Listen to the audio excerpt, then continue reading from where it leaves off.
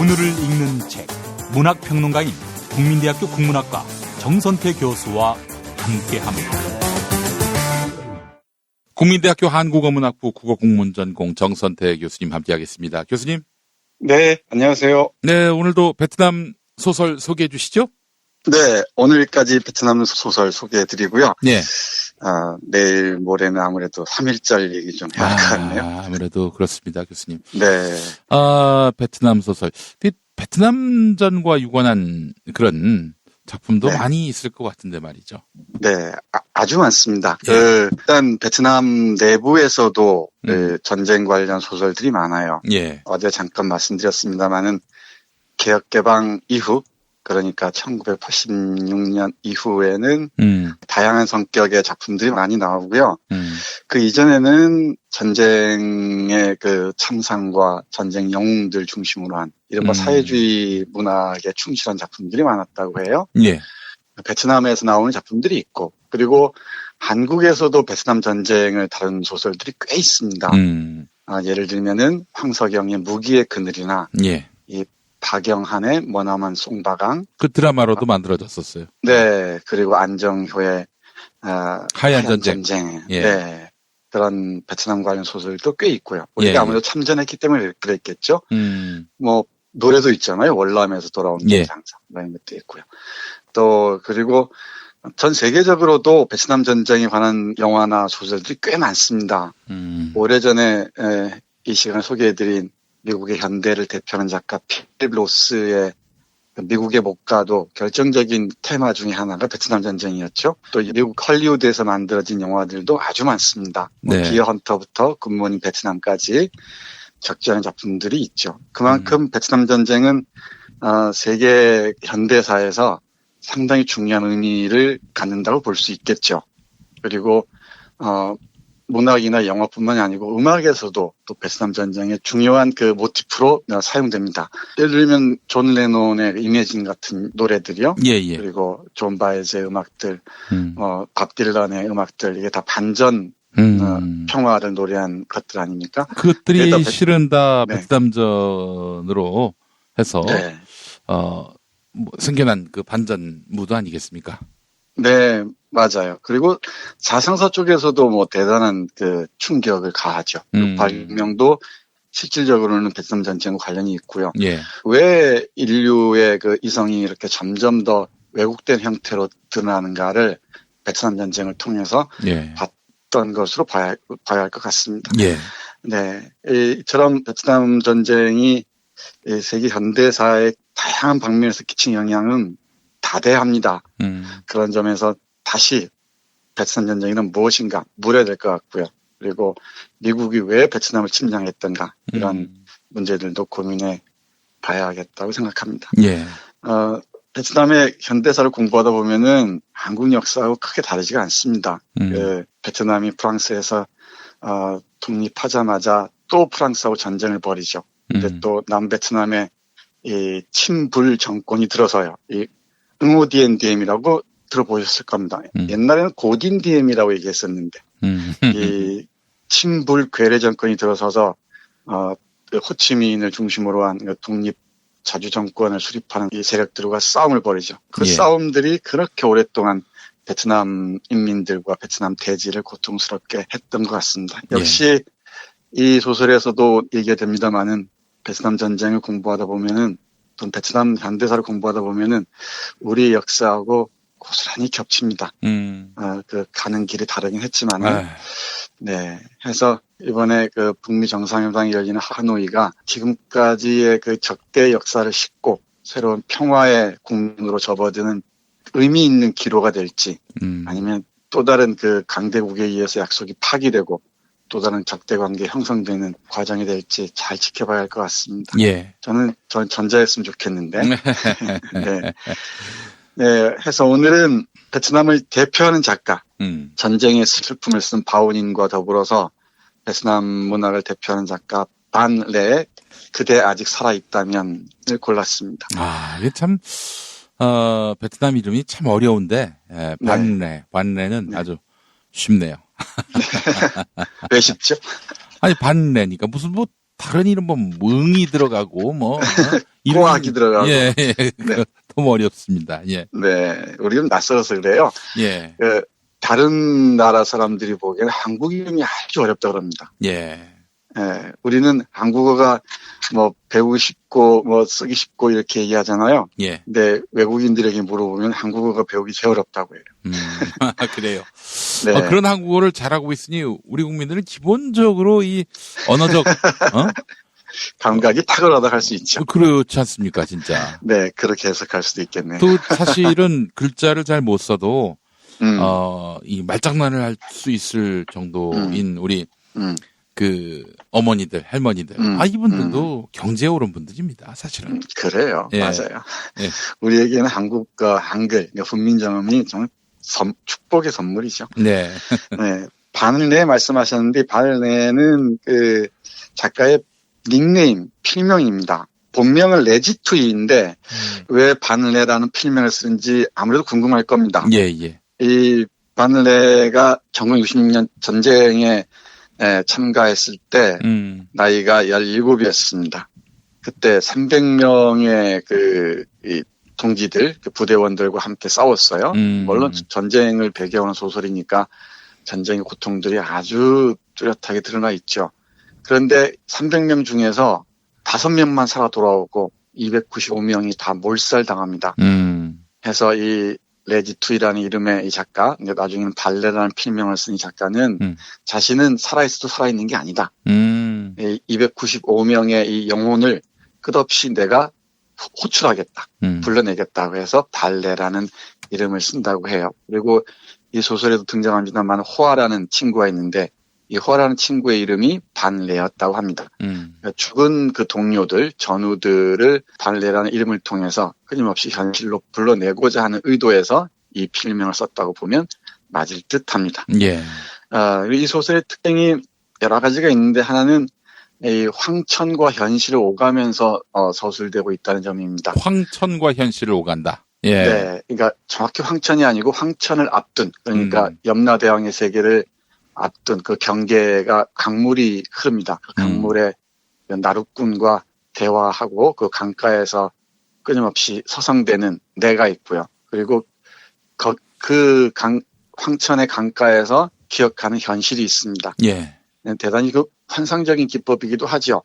이건 역시 삶과 죽음의 경계에서 서성이는 억울하게 죽은 원혼들을 위로하기 위한 소설적 장치랄까 방법이 아닌가 생각할 수 있겠습니다. 그리고 또 하나는 전쟁을 배경으로 하지만 베트남의 전통적인 사상들 또 어떤 베트남의 공동체의 삶의 모습들이 잘 그려지고 있다는 점도 주목해야 할 것 같습니다. 예. 정말 가난해도 비굴하지 않고 먹을 게 없어도 이 가벼운 동정을 구하지 않는 자존감이 굳건한 베트남 민중들의 삶이 잘 드러나 있다는 점도 주목해야 할 것 같고요. 예. 그리고 세 번째는 베트남이 어제 말씀드렸듯이 유교 문화권, 한자 문화권이라고 했죠. 그러니까 한학에 정통한 그 노인들의 품격 있는 위치랄까요? 그 태도, 자세도 우리 조선시대를 살았던 꼿꼿한 선비들을 떠올리게 해서 상당히 많은 눈길이 갑니다. 이 소설을 한번 꼭 여러분들 읽어보셨으면 좋겠습니다. 어제 소개해드린 그 베트남 소설 단편서는 영어를 이렇게 번역한 것이어서 조금 문장이 좀 낯선 부분들이 많았어요. 예. 해서 그 많은 단편 중에 한 편만 소개해드렸는데 그대 아직 살아있다면은 베트남어를 직접 번역한 작품이어서 확실히 실감이 있고요. 문장들도 깨끗합니다. 예. 많이 나온 김에 말씀드리자면은 요즘 젊은이들이 되게 그 외국 문학을 선택하면은 영문학이나 이런 스페인 문학이나 불문학 이런 유럽 어문학을 선택하는 경우가 많죠. 예. 있어 보이잖아요, 좀. 글쎄 있어 보이는지 좀 모르겠는데 저는 우리 학생들에게 또는 제가 다시 태어난다면은 쭉 언어를 공부할 것 같아요. 베트남어나 인도 말레이어, 버마어나 아랍어 이런 거 공부하고 싶은데. 교수님, 그 문장 구조가 서양과 많이 다릅니까? 이 베트남이나 이런 동남아시아 쪽하고. 네, 많이 다르죠. 많이 다릅니다. 그리고 이제 한국은 주어하고 목적어나 보어가 중간에 있고 수로로 이제 구성이 돼 있고 그 영미권은 주어하고 수로 이런 식으로 이제 기본적인 구조가 형성되어 있는데 어떻습니까? 동남 서남아시아는? 동남아시아 쪽은 중국하고 비슷한 것 같아요. 중국어도 이 문법 통사 구조라 그러는데 이 문법 구조는 이 서양 언어하고 크게 다르지가 않죠. 베트남어도 독일어 비슷하기도 하고 제가 잘은 모릅니다만은 우리하고 문장 구조가 다른데 한문의 그 문법 구조와 비슷해 보입니다. 우리 젊은 사람들이 이쪽 동남아시아 언어를 공부하면은 그야말로 블루오션이 될 겁니다. 그건 제가 문학 쪽에서 특히 문학 쪽에서 그렇습니다. 정말 보고 같은 곳이에요. 이제 앞으로 좀 새롭게 곽광받을 곳이 아닌가 싶습니다. 우리 잘 아시지만 베트남이 땅도 넓고요. 인구도 1억이 넘지 않습니까? 그리고 우리와의 교역도 3인가 4인가 그래요. 아마 신남방 정책을 피력하는 우리 정권의 정책이 지속된다면은, 그리고 또 정말 평화의 무드 속에서 기차를 타고 자유롭게 오갈 수 있는 시대가 온다면은 동남아시아 그리고 저쪽 인도까지 이어지는 그 라인이 새로운 우리의 광장으로 펼쳐지지 않을까 생각합니다. 알겠습니다. 얘기 나온 김에 광고 비슷하게 했습니다. 동남아시아를 공부하자. 이런 광고를 했습니다. 이 소설에서 딱 제 눈길을 사로잡는 문장이 하나가 딱 있어요.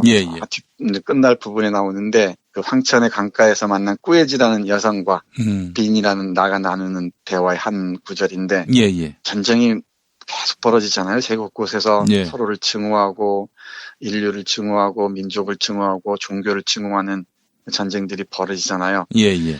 이 말을 듣고 있던 꾸에지가 이렇게 얘기합니다. 딱 한마디만 보시죠. 전쟁이 어떤 색채를 띈다 하더라도 인류 모두가 함께 살 수 있는 방법을 찾는 게 훨씬 현명한 일이지요. 삶이란 바로 신이 인간에게 준 가장 특별한 호의인데 그것을 스스로 저버린다는 건 정말 말이 안 돼요. 삶이란 바로 신이 인간에게 준 가장 특별한 호의인데 그 호의를 스스로 저버린다는 건 정말 말이 안 된다는 겁니다. 그러니까 전쟁을 넘어서 신이 우리에게 부여한 호의에 우리가 어떻게 응답할 것인지 그런 그 생각을 하지 않을 수가 없습니다. 또 한 구절입니다. 이렇게 그 혹독한 전쟁을 치렀으면은 미국에 대한 원한이나 적들에 대한 원한이 깊이 자리하겠죠. 이게 우리 반레 작가의 자상이기도 한데 증오에는 증오로 맞서서는 안 된다고 얘기합니다. 꾸에지 얘기 잠깐 들어볼까요? 작가의 목소리이기도 하겠죠. 저는 원래 원한 같은 걸 품는 걸 좋아하지 않아요. 원한 때문에 복수를 꿈꾸지도 않았고요. 아무리 정당한 것이라 할지라도 원한은 영혼을 불구로 만들 뿐이죠. 원한은 단지 인생을 질식시킬 뿐이에요. 원한에 대한 철학인데 니체 철학에서 중요한 개념어 중에 하나가 이 원한입니다. 르상티망이라는 말을 쓰는데 프랑스어를 굳이 씁니다만은 이 원한은 우리를 망가뜨린다는 거죠. 그 얘기를 우리 이 작가 바늘레는 꾸에지의 입을 빌어서 얘기하고 있는 것 같습니다. 아무리 정당한 것이랄지라도 원한은 인간의 영혼을 불구로 만든다. 해서 저는 우리 김 PD가 저들하고 싸울 때 이 웃음으로 대결하는 게 참 좋아 보여요. 폼도 나 보이고. 아니지, 힘이 있으면 힘으로 싸울 텐데 힘이 없으니까 이렇게라도 해서 싸워야. 아닙니다. 이 유머의 철학이 뒷받침되지 않으면은 이 원한의 싸움에 휘말릴 수밖에 없어요. 원한을 가지면 정말 사람이 피폐해지는 건 맞는 것 같아요. 맞습니다. 그렇죠. 그러니까 세상에서 제일 힘든 게 이 사람 미워하는 겁니다. 이 미움에 쏟는 에너지가 엄청나요. 그래서 제가 제일 힘들어하는 게 증오하는 겁니다. 원한 갖는 건데 또 살다 보면은 참 가증할 놈들이 많잖아요. 그렇습니다. 정말 저것들 패 죽이고 싶은 놈들 많고 그걸 사귀자면 참 힘든데 참 고민스럽습니다. 어떻게 싸워야 할지. 이것도 숙제로 남겨두죠. 그리고 또 우리 이 소설에 등장하는 제가 가능하면은 그 전쟁의 참상을 표현한 부분은 잊지 않겠습니다. 너무너무 고통스러우니까 그거 우리 독자 여러분들께 맡기고요. 이 전쟁을 넘어서는 방법, 전쟁이란 무엇인가에 대해서 얘기한 부분들만 한두 구절 더 말씀드리고 마무리하겠습니다. 이 전쟁이 서식하기 좋은 가장 좋은 환경에서 역사적 환경에서 태어난 베트남 사람들, 이 미국과의 전쟁, 그리고 그 오랫동안 이 전쟁을 치러왔지 않습니까? 베트남 사람들은 몽고족하고도 싸웠고요. 중국하고도 싸웠고요. 프랑스하고 싸웠고요. 미국하고 싸웠고요. 그 대단한 당대 최고의 그 강대국들과 싸우면서 한 번도 패한 적이 없습니다. 식민지 경험을 했지만은 그만큼 베트남 사람들에게는 아주 강한 생존력이랄까요? 그리고 자존감이 깃들어 있다고 봐야겠죠. 예. 여기 전쟁이란 무엇인지 그 황천에서 그러니까 옥황상제의 세상으로 가는 길목인 그 강가에서 나룻배 사공으로 등장하는 천년기라는 그 노인 아마 현자의 목소리 같습니다. 예. 우리 정자동 현자 이완배 기자가 늘 얘기하듯이 이런 그 정말 현자의 목소리가 그대로 드러나는 것 같습니다. 올해 또 이완배 기자 얘기를 못했는데 이완배 기자 방송 들으면은 제가 예. 정말 막 힘을 막 많이 얻어요. 아이고. 네. 그 이완배 기자가 정자동의 현인이라고 말씀하셨는데, 예, 하여간 저도 그 형님이 저보다 한 3살 정도 많으신데, 좀 그 인생을 한번 좀 들여다봤으면 좋겠어요. 어떻게 살아온 인생일까? 그 인생이 사람을 만든 거 아니겠습니까? 그렇겠죠. 예. 그건 나이로 커버되는 게 아닐까요? 아유, 그럼요. 나이를 똥구멍으로 먹는 인간들도 얼마나 많은데. 네. 저도 우리 경제속사 읽고 들으면서 참 정말 많이 배우고, 이 세상을 보는 눈이, 우리가 개안이라죠, 개안. 눈이 열리는 것을 섬뜩섬뜩하게 깨닫습니다. 우리 베트남의 그 황천강의 나룻꾼 노릇을 하는 우리 현자의 목소리 한번 들어보시죠. 전쟁이 왜 일어나는지, 네. 그 전쟁을 넘어서서 우리가 어떻게 살아야 하는지. 네. 잠깐 볼까요? 네. 사람들의 사회는 복잡하고 이기적이고 질투가 묻혀 있어. 큰 나라들은 언제나 국제사회의 헌병을 자처하고 나서고 자신들의 이익을 위해 다른 나라의 비극의 그림자를 드리우지. 그들은 다른 나라, 다른 민족을 끌어들여 서로를 파멸시키는 일에 몸을 던지도록 만들고 있어. 그게 바로 전쟁이야. 전쟁은 인류를 가장 비극적으로 세상을 떠돌게 하는 것이지. 젊은 친구, 그것은 도살자를 영웅으로 만들고 사기꾼을 위대한 인물로, 지식인을 쓸모없는 사람으로 만든다네. 또한 모든 기반을 뒤엎고 모든 진보를 뒤로 물러나게 밀어붙이지. 더욱 나쁜 것은 사람들이 다른 사람의 성과물을 완전히 깔아뭉개고 다른 사람의 문화유산을 파괴하는 일에 만족을 느낀다는 사실이야. 그러므로 전쟁이 발발했을 때는 저항이 있어야 해. 어느 민족이든 다른 이의 지배의 굴레로부터 저항할 의지를 갖추지 못한다면 그런 민족은 영원히 노예로 사는 것이 마땅해. 네, 이렇게 현자 천년기가 삶과 죽음의 경계에서 헤매는 빈에게 전쟁에 대해서 이렇게 얘기합니다. 그리고 또 어떻게 전쟁을 넘어설 것인가, 또 어떻게 살 것인가에 대해서 이렇게 말을 합니다. 내 생각에 인간 세계에는 단지 하나의 나라, 하나의 조국이 있을 뿐이야. 그것은 지구야. 국가에 대한 개념이 생긴 것은 단지 수천 년에 지나지 않아. 국가가 생기면서 경계선이 생겼지.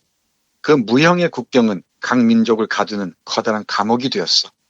만약 사람들이 역사의 교훈을 존중할 줄 안다면 서로 함께 평화롭게 살 수 있는 방법을 찾아야 해. 역사에 축적된 경험과 지혜를 살려 총을 먼저 들 것이 아니라 책부터 들고, 사람들은 반드시 자신들의 역사와 자신들의 나라에 대해 서로가 이해할 수 있도록 이 얘기를 나누어야 해. 여러 가지 얘기를 주고받음으로써 서로를 이해할 수 있고 서로에 대해 양해를 얻을 수 있고 서로에게 도움을 줄 수가 있는 거지. 심지어 서로 사랑도 할 수 있는 거고. 그러나 불행하게도 사람들은 그것을 조금밖에 하려 들지 않아. 그들은 다른 사람들을 자신에게 복종시키려 하지. 그것이 전쟁이야.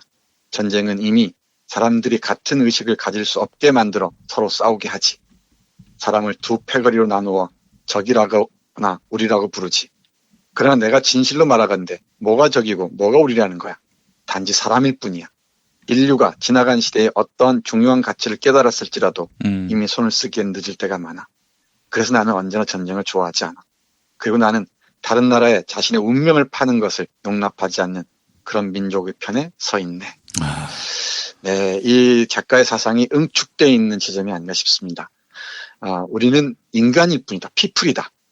어떤 새로운 국민으로 태어난 게 아니라는 거죠. 예. 국가 이전에 우리는 다 한 지구의 일원으로서 태어났다는 것입니다. 그래서 이 전쟁을 하는 자과는 가차없이 싸우되 우리는 평화롭게 살 수 있는 방법을 끝없이 모색해야 한다고 얘기합니다. 그리고 그러기 위해서는 대화를 해야 된다.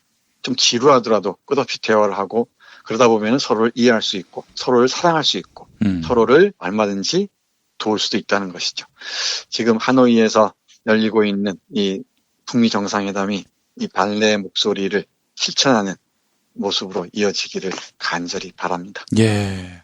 네. 저는 사실은 이 소설을 빙자해서 베트남 전쟁에 대해 베트남 사람이 하고 싶은 말을 네. 담은 게 아닌가. 그대 아직 살아있다면에.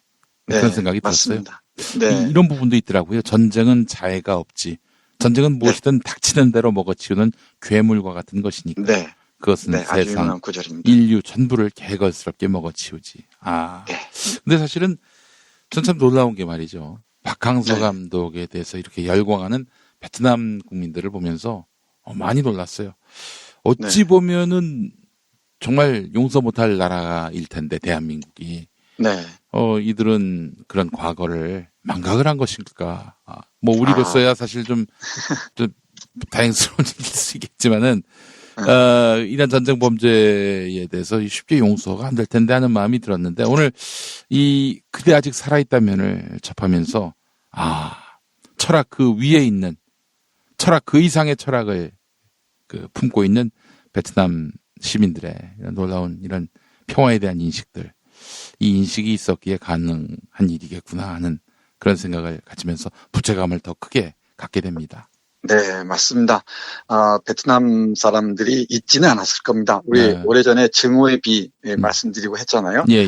네, 잊지 않았을 때. 그 증오에 비해 네. 한국을 끝까지 저주하겠다. 이제 그런 내용이 있지 않았습니까? 예. 네, 그랬죠. 근데 잊은 게 아니라 어떻게 용서할 것인가, 어떻게 새롭게 관계를 구성해 나갈 것인가 이런 고민을 하는 걸로 봐야겠죠. 그 근간에는 아주 튼실한 자존감이 자리 잡고 있다고 해야 할 겁니다.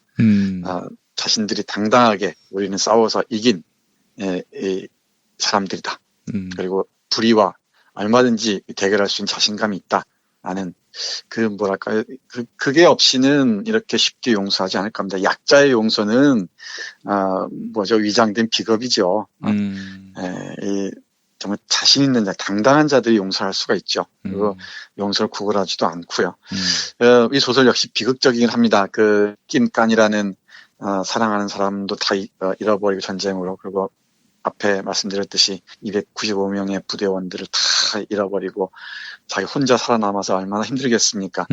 죽은 동료들의 혼을 빌어서 쓴 그대 아직 살아있다면 함께 읽으시면서 베트남을 좀 더 깊이 이해할 수 있는 실마리가 됐으면 참 좋겠습니다. 예, 알겠습니다.